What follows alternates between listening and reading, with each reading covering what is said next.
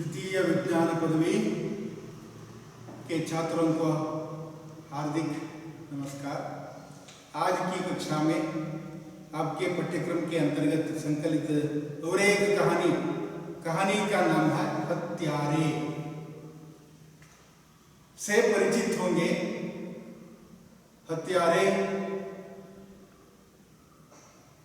के जो रचयिता हैं अमरकांत जी, उनसे पहले परिचित होंगे और उसके बाद प्रस्तुत अथवा पठित कहानी से संबंधित चर्चा कर सकते हैं। हत्यारे के रचनाकार हैं अथवा हत्यारे के रचयिता हैं अमरकांत जी। अमरकांत हिंदी के एक विशिष्ट प्रेमचंद के ही परंपरा के रचनाकार माने जाते हैं अमरकांत जी। अमरकांत भी अपनी कहानी के माध्यम से दलित, पीड़ित, शोषित, वंचित जो लोग हैं, अभावग्रस्त हैं, इनके प्रति सहानुभूति दिखलाने वाले हैं। सच्चे अर्थ के कथाकार हैं। साथ साथ वे, जैसे हम अमरकांत के बारे में देखते पता चलता है, वे भारत पाकिस्तान का जो विभाजन है इसे खुद अपनी आंखों में देख चुके थे और इस त्रासदी को अपनी रचना के माध्यम से वाणी देते हैं। यह भी उनकी रचना की एक विशेषता है। यहां देखिए अमरकांत की रचना हत्यारे। अमरकांत से पहले परिचित होंगे। अमरकांत का जन्म हुआ था 1925 में फरवरी में। इनकी मौत हुई थी 2014 में। हिंदी कथा साहित्य में प्रेमचंद के बाद यथार्थवादी धारा के प्रमुख कहानीकार के रूप में हम प्रेमचंद को देखते हैं, अमरकांत को देखते हैं। प्रेमचंद के बाद के यथार्थवादी धारा के प्रमुख रचनाकार के रूप में अमरकांत जी है। ध्यान देने की बात यह है कि अति यथार्थवादी कथाकार के रूप में हम प्रेमचंद को भी देखते हैं, उसी परंपरा के कथाकार के रूप में हमारे अमरकांत जी। यशपाल उन्हें गोरकी कहा करते थे।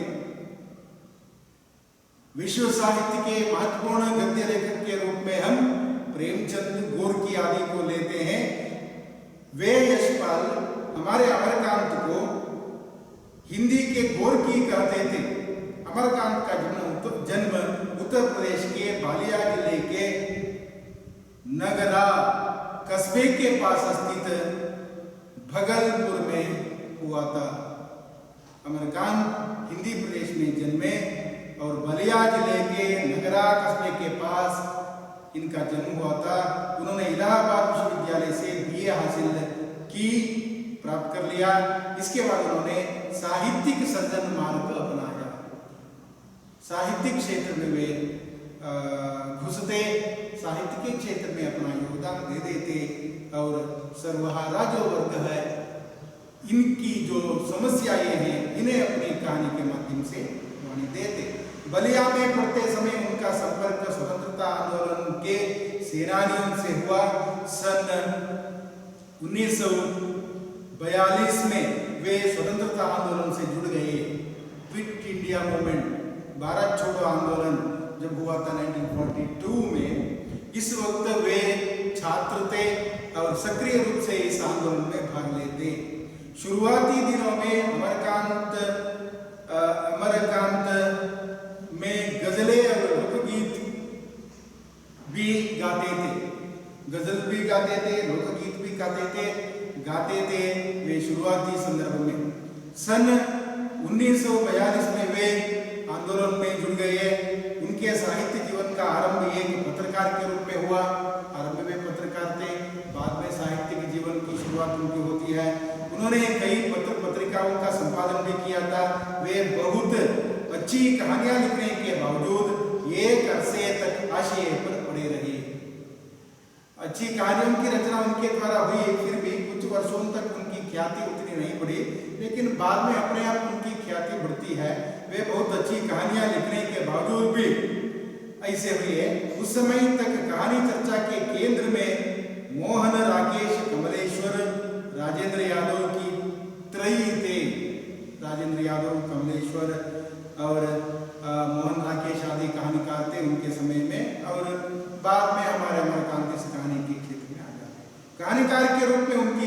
सन 1955 में स्टडी कलेक्ट्रीज कहानी से हुई। डिप्टी होना चाहिए यहाँ, डिप्टी कलेक्टर से इनकी कहानी की शुरुआत हुई। अमरकांत के स्वभाव के संबंध में रविंद्र कालिया लिखते हैं, वे अत्यंत संकोच स्वभाव के हैं, अपना हक मांगने में भी संकोच कर जाते हैं। उनकी प्रारंभिक पुस्तकें उनके दोस्तों ने ही प्रकाशित की थी। एक बार बेकारी के दिनों में उन्हें सख्त जरूरत थी रुपये की, पत्नी मनासन पड़ी थी। ऐसी विषम परिस्थिति में प्रकाशक से ही सहायता की अपेक्षा की जा सकती थी। बच्चे छोटे थे। अमरकांत ने अत्यंत संकोच, मजबूरी और असमर्थता में मित्र प्रकाशक से रॉयल्टी के कुछ रुपये मांगे, मगर उन्हें दो टूक जवाब मिल गया, पैसे नहीं है। अमरकांत जी ने सब्र कर लिया और एक बेसहारा मनुष्य जितनी मुसीबतें झेल सकता था चुपचाप झेल ली। इस प्रकार ध्यान देने की बात यह है कि संकोची स्वभाव के अमरकांत जी जिंदगी में बहुत भोगते हैं और अपने जो प्रकाशक साहब से पूछने के बावजूद भी पैसा नहीं मिलता तो वे बहुत दुखी हो जाते हैं। चुपचाप झेल ली। सन 1954 में अमरकांत को हृदय रोग हो गया था। तब से वह एक जबरदस्त अनुशासन में जीने लगे। अपनी लड़खड़ाती हुई जिंदगी में अनियमितता नहीं आने दी। भरसक कोशिश की, तनाव से मुक्त रहे। जवाहरलाल नेहरू उनके प्रेरणा स्रोत रहे। वे मानते थे कि नेहरू जी कई अर्थों में गांधी जी के पूरक थे और पंडित नेहरू के प्रभाव के कारण ही कांग्रेस संगठन प्राचीनता और पुनरुत्थान आदि कई प्रवृत्तियों से बचा सका। वैसे 17 फरवरी 2014 को उनका इलाहाबाद में निधन हुआ। इस प्रकार हम देखते हैं कहानी साहित्य के लिए, गद्य साहित्य के लिए हिंदी में बहुत बड़ा योगदान दे चुके हमारे लेखक अमरकांत जी का बहुत बड़ा योगदान है हिंदी के लिए। उनकी रचनाएं कौन कौन सी है, इस ओर यदि हम नजर डालते तो पता चलता है ये इनकी रचनाएं जिंदगी और झोंक, देश के लोग, मौत का नगर, मित्र मिलन तथा अन्य कहानियां, कुहासा, तूफान, कला प्रेमी, प्रतिनिधि कहानियां, 10 प्रतिनिधि कहानियां, एक धनी व्यक्ति का बयान, सुख और दुख के साथ जांच और बच्चे, अमरकांत की संपूर्ण कहानियां, औरत का क्रोध, ये आदि उनकी कहानियां हैं। इनमें इनकी कहानियां संकलित हैं और इन कहानियों द्वारा वे कहानी साहित्य में ज्वलमान नक्षत्र बने। उपन्यास के क्षेत्र में यदि हम नजर डालते तो पता चलता इनके उपन्यास ये है, सूखा पत्ता, काले उजले दिन, कंटीली राह के फूल, ग्राम सेविका, पराई डाल का पंछी, बाद में सुखाजीवी नाम से प्रकाशित बीच का दीवार, सुन्नार पांडे के पतोह, आकाश पक्षी, इन्हीं पतियारों से, विदा की रात, लहरें इत्यादि इनके उपन्यास हैं। इन उपन्यासों के क्षेत्र में भी वे बहुत ख्याति हासिल कर लेते हैं। बाद में संस्मरण, गद्य प्रभेदों, गद्य प्रकारों के अंतर्गत संस्मरण का भी एक महत्वपूर्ण स्थान है। इस संस्मरण के क्षेत्र में भी वे अपना योगदान देते हैं। और बाल साहित्य की ओर देखते हैं, नेऊर भाई, वानर सेना, खुंटा में दाल है, सुग्गी चाची का गांव, झगरू लाल का फैसला, एक स्त्री का सफर, मंगरी बाबू का फैसला, 2 हिम्मती बच्चे आदि उनके बाल साहित्य है। साहित्यिक वैशिष्ट्य, अमरकांत जी सन 1925 के दौर के नई कहानी के अग्रणी कथाकार हैं। उनका लेखन उनके जीवन संघर्ष का लेखन है। वे जो कुछ लिखते हैं यथार्थवादी विचार है। अपने जीवन में इन्होंने जो कुछ भोगा हुआ सत्य है, इस भोगे हुए सत्य को उन्होंने अपनी कहानी में, अपनी रचना में वाणी दी है। यह ध्यान देने की बात है।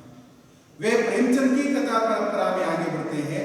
विकसित प्रगतिशील चिंतन धारा के कहानीकार हैं। उनकी कहानियों में मध्यम वर्गीय और निम्न वर्गीय जीवन की पक्षधरता का चित्रण है। मध्यम वर्गीय और निम्न वर्गीय जीवन की पक्षधरता उनकी कहानी की वस्तु है। भाषा की सृजनात्मकता के प्रति सचेत थे। अपनी रचनाओं में अमरकांत व्यंग्य का खूब प्रयोग करते हैं। उनकी कहानियों में उपमा के भी अनूठे प्रयोग मिलते हैं। उपमा अलंकार, जिसे वह लंगर की तरह कूद पड़ता, बहस में वह इस तरह भाग लेने लगा जैसे भादों की अंधेरी रात में कुत्ते भौंकते हैं। उसने कवि की भांति सिर घुमाकर शंका से दोनों ओर देखा। इस प्रकार के जो उनके उपमाएं हैं, इन उपमाओं को देखने से पता चलता है विशिष्ट हस्ती है साहित्य के क्षेत्र में, हिंदी में। आकाश एक स्वच्छ नीले तंबू की तरह तना था, इस प्रकार उनके उपमा है। लक्ष्मी का मुंह हमेशा एक कुल्हड़ की तरह फूला रहता है। दिलीप का प्यार फागुन के अधेड़ की तरह बह रहा था, आदि उनके उपमाएं, उनकी उपमाएं हैं। पुरस्कार सम्मान उनकी रचनाओं के लिए उन्हें सोवियत लैंड नेहरू पुरस्कार से सम्मानित किया गया।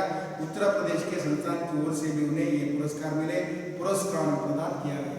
इस प्रकार हम देखते हैं गद्य के लिए अमरकांत जी का महत्वपूर्ण योगदान है। हिंदी में कहानी, उपन्यास, संस्मरण, बाल साहित्य आदि जो गद्य प्रभेद है, इन सब में अपनी लेखनी चलाने के द्वारा अपने आप को एक महत्वपूर्ण हस्ती के रूप में वे उभर कर खुद आए, सामने आई। हत्यारे कहानी का विवेचन, प्रस्तुत कहानी के बारे में कुछ बातें कही गई है। इसे आप देखिए, पता चलता है इसकी विशेषताओं के बारे में। आज की कक्षा में कुछ बातें मैं आपके सामने रख लूंगा। हत्यारे की विवेचना, हत्यारे में क्या है, कौन हत्यारे हैं, क्यों वे हत्यारे के रूप में निकलते हैं, अथवा इस शीर्षक की क्या सार्थकता है। कहानी का शीर्षक हत्यारे रखने के पीछे क्या उद्देश्य हो सकता है, क्या आशय हो सकता है, इसे हमें सोचना होगा। हत्यारे रखने के पीछे का आशय यही है, कुछ लोग आज पढ़े लिखे कहलाने वाले, बहुत बुद्धिमान कहलाने वाले ऐसे हैं, वे हत्यारे जैसे लग रहे हैं। वे सब कुछ मजा उड़ाते हैं, सब कुछ मजा उड़ाने की जिंदगी में वे जी रहे हैं। वे जिंदगी में थोड़ी सी मात्रा के इस सीरियसनेस भी नहीं रखते हैं। ऐसे गैर जिम्मेदाराना व्यक्तित्व वाले जो युवा पीढ़ी है, इन युवा पीढ़ियों को, गैर जिम्मेदाराना व्यक्तित्व वाला जो युवा पीढ़ी है, इस गैर जिम्मेदारी व्यक्तित्व वाली युवा पीढ़ी की मनस्थिति की ओर, मनोदशा की ओर इशारा करते हुए वे कहते हैं, ऐसे लड़के अथवा ऐसी पीढ़ी क्या है, हत्यारों की पीढ़ी है। आज की पीढ़ी एक अर्थ से हत्यारों की पीढ़ी है, ऐसा वे सोचते हैं। इनमें न जीवन मूल्य है, न नैतिक मूल्य है। इस नैतिक मूल्य और जीवन मूल्य के अभाव में आदमी अपने लक्ष्य के अभाव में, मूल्यों के अभाव में मात्र खुशी अथवा मजा उड़ाना, खुशी अपनाना, खुशी प्राप्त करना, मजा उड़ाना मात्र जीवन का क्षणिक उद्देश्य मानते हैं। जो ऐसे लोगों का वे विरोध करते हैं, यह अति यथार्थ है। इस अति यथार्थ की विवेचना इधर की गई। सन 1962 में अमरकांत की कहानी हत्यारे की रचना हुई। 1962 की यह कहानी है। यह नेहरू युग के अवसान और उसके मोहभंग का संधि काल था। अगर हम ध्यान दें तो यह नई कहानी और कहानी के संधि काल की भी कहानी है। इस लिहाज खुद यह कहानी, अमरकांत की कहानी यात्रा में एक ब्रेक की तरह है। उनकी कहानियों में मोहभंग के बावजूद लड़ता हुआ निम्न मध्य वर्ग का सर्वहारा है। इनकी कहानी में निम्न मध्य वर्ग ठीक प्रकार से दिखाई पड़ता है। उनकी कहानियों में हमारे आसपास के उच्च वर्ग के, मध्य वर्ग के और निम्न वर्ग की बस्तियों अथवा गलियों से, गांवों, कस्बों के लोग दाखिल हो जाते हैं। उनकी कहानियों में ये सभी दिखाई पड़ते हैं। यह ध्यान देने की बात है। अमरकांत ने अपनी कहानियों में ऐसे चरित्रों को उजागर किया है, ध्यान दीजिए। उनकी कहानियों में मध्य वर्ग, उच्च वर्ग और निम्न वर्गीय दृश्य है, बस्तियों की तस्वीर है, गलियों का चित्र है, और वैसे ही अपनी कहानियों में ऐसे चरित्रों को वे सामने रखते हैं, उजागर करते हैं, जो अपनी धूर्त और चालाक हरकतों से सीधे साधे लोगों का शोषण करते हैं। लोगों की धूर्तता, चालाकीपन, इस पर वे इशारा करते हैं। ऐसी धूर्तता वाले, ऐसी चालाकीपन दिखलाने वाले जो लोग हैं, दो दो रवैये रखने वाले, अपने खुद का जो बचाव है इस ओर सोचने वाले, जो आज के बुद्धिजीवी वर्ग है या तथाकथित बुद्धिजीवी वर्ग है, मतलब ये लोग नहीं है, बुद्धिजीवी वर्ग मतलब ये लोग नहीं है, लेकिन अपने आप को बुद्धिजीवी वर्ग के अंतर्गत रखने वाले जो लोग हैं, आज की जो पीढ़ी है, इनका वे विरोध करते हैं। व्यंग्य के माध्यम से वे कहते हैं, इन पात्रों की जीवंत स्थिति को प्रभावकारी ढंग से प्रस्तुत करते हैं। इन्होंने यहाँ प्रस्तुत किया। अमरकांत की सर्वाधिक सहानुभूति शोषण का शिकार बने निम्न मध्यवर्गीय तो निम्न वर्गीय पात्रों के साथ। रचनाकार तभी सार्थक रचना समाज के सामने रखता है, और वह रचना भी सार्थक हो जाती है जब शोषितों के पक्ष में बातें होती हैं। अमरकांत शोषितों के पक्षधर थे, इसलिए शोषितों के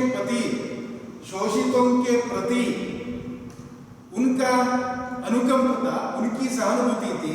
इसलिए मध्यवर्गीय और निम्न मध्यवर्गीय जो शोषित वर्ग है, इस शोषित वर्ग के प्रति वे अपनी सहानुभूति दिखलाते हैं। उनके चरित्र हमारे समाज का एक यथार्थ चित्र प्रस्तुत करते हैं। हमारे समाज में ही ऐसे यथार्थ चित्र देखने को मिलते हैं, और वे यह कहते हैं, हमारे समाज में स्नातक और स्नातकोत्तर शिक्षा हासिल करने के बाद बुद्धिजीवी कहलाने वाले लोग अपने सामने कोई लक्ष्य न रख के, अथवा नैतिक और सामाजिक मूल्य के अभाव में कोई लक्ष्य न रख के ऐसे बन गए हैं, दो क्षण का मजा उड़ाना ही जिंदगी है, इस प्रकार सोचने वाले हैं। कोई भी जिम्मेदारी उन पर पड़ी नहीं है, यदि पड़ी है तो भी वे इस जिम्मेदारी को टकराते हैं, या मेरे लिए संबंधित नहीं है, या मेरे लिए संबंधित नहीं है, इस प्रकार वे सोचते हैं।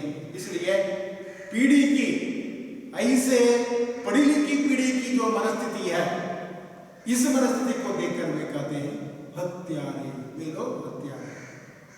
यहाँ देखिए, अमरकांत ने देश के भटके हुए युवाओं की तरफ संकेत किया। इस कहानी में क्या है, इससे हम पहले परिचित होंगे। अमरकांत ने देश के भटके हुए युवाओं की तरफ संकेत किया। कहानी में जिन दो युवाओं का वर्णन किया गया है, वे न सिर्फ बुद्धिमान हैं, बल्कि देश दुनिया की जानकारी रखने वाले विश्वविद्यालय में अध्ययनरत परास्नातक छात्र हैं। देखिए, प्रस्तुत कहानी के नायक, खलनायक कहलाने वाले लोग युवा पीढ़ी के हैं, और इन युवा पीढ़ियों पर यहाँ संकेत किया गया, इशारा किया गया है। दो युवाओं का वर्णन किया गया है, वे सिर्फ बुद्धिमान हैं, देश दुनिया की जानकारी उनके पास है, विश्वविद्यालय की शिक्षा में हासिल कर चुके हैं, इसलिए विश्वविद्यालय की स्नातक और स्नातकोत्तर शिक्षा हासिल करने के बावजूद भी वे अति स्वार्थी हैं और मूल्य के बारे में सोचने वाले नहीं है। दो क्षण का मजा उड़ाना ही जीवन का लक्ष्य समझते हैं। जैसे कफन कहानी में गीसू माधव है, जो गैर जिम्मेदार व्यक्तित्व, वैसे इधर भी है। स्नातक छात्र हैं, लेकिन उनके सामने कोई लक्ष्य नहीं, कोई लक्ष्य नहीं होता तो आदमी ऐसा बनता है। कहने का उद्देश्य है, कहने का आशय है। इस कहानी के माध्यम से लेकर क्या बताना चाहते हैं, युवा पीढ़ी को लक्ष्य रखनी चाहिए, उस लक्ष्य तक पहुंचने की कोशिश करनी चाहिए। बिना लक्ष्य से आदमी गैर जिम्मेदार ना बन जाता है। उन्होंने बातों की एक दुनिया बना ली है। आज की बुद्धिजीवी कहलाने वाले जो लोग हैं, वे बातों की दुनिया बनाते हैं, उसी में रहते हुए हर चीज का मजाक उड़ाते हुए अपना समय काटते हैं, हर चीज का मजाक उड़ाते हैं। सोचने में मजबूर करने वाले विचार होते हैं। समाज की अपनी समस्याएं हैं, शोषण है अथवा भ्रष्टाचार है, इतना शोषण, इतना भ्रष्टाचार, इतनी परेशानियां समाज में है, लेकिन इस भ्रष्टाचार के बारे में, शोषण के बारे में, समस्याओं के बारे में आवाज उठाने के अलावा सबका वे मजा उड़ाते हैं, वे तमाशा का विषय बनाते हैं, हंसने का, मजाक का विषय बनाते हैं। ऐसे हर विचार को, हर विषय को, हर विचार को तमाशा का विषय बनाने वालों की जो पीढ़ी है, आज की बुद्धिजीवी पीढ़ी, बुद्धिमान कहते हुए अपने आप को उन पर भी व्यंग्य करते हैं। न उनका कोई जीवन मूल्य है, न ही नैतिकता का कोई बोध है। नैतिकता क्या चीज है इसका पता उन्हें नहीं है। उनके सामने कौन सा मूल्य है, कोई मूल्य नहीं है। ऐसे आज की मूल्य रहित, जीवन मूल्य रहित, मानव मूल्य रहित, नैतिक मूल्य रहित जो आज की युवा पीढ़ी है, इस युवा पीढ़ी का विरोध किया गया, उस ओर संकेत किया गया आपको बदलना होगा। यदि आप नहीं बदलते तो समाज नहीं बदलता। अपने आनंद के लिए वे कुछ भी कर जाते हैं, अपने आनंद के लिए कुछ भी करने के वे तैयार है। जैसे कफन में गीसु माधव कर लेते हैं, गैर जिम्मेदाराना व्यक्तित्व व्यक्त कर लेते हैं, वैसे इधर भी दो हैं नायक अथवा खलनायक कहलाने वाले, वे अपने मजाक के लिए कुछ भी करने को तैयार है।